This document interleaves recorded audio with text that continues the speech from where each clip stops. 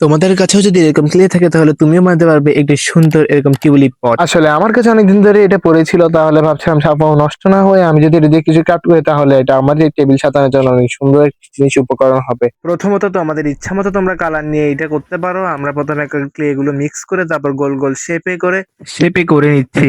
তারপরে ভাই আমার কাছে এমএটো কাজ নাই, তাই আমার হাত দিয়ে করতে হচ্ছে, ইগনোর করিও। তারপর বর্গ আকারে এরকম করে চার সাইডে দিয়ে তারপর উপর আইটা দিচ্ছিলাম, কিন্তু এখানে আমার দুইটা শর্ট পড়ে গেছে। তারপর এখন আমাকে আবার বানাতে হবে। তাই আবার বানাইতে মিক্স করতে করতে হাতের অবস্থা একদম ইয়া হয়ে গেছে। তারপর আবার গোল গোল করে উপর থেকে আমি আবার দিয়ে দিয়েছিলাম।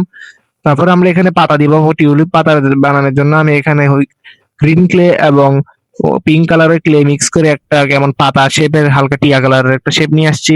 এটার পর আমি চামচের দিয়ে এখানে পাতা আঁকার চেষ্টা করছিলাম, কিন্তু অতটাও এটা ভালো হয় না। তারপর একটা ফুলের কলি নিয়ে আমি এই টিউলিপের পাতাগুলো চারপাশে দিয়ে তারপর একটি শলা নিয়ে তারপর এটা ক্লে বসে এটা ডান্ডা বানাইছি। তারপরে এই দেখো, এটা হচ্ছে আমাদের ফাইনাল রেজাল্ট।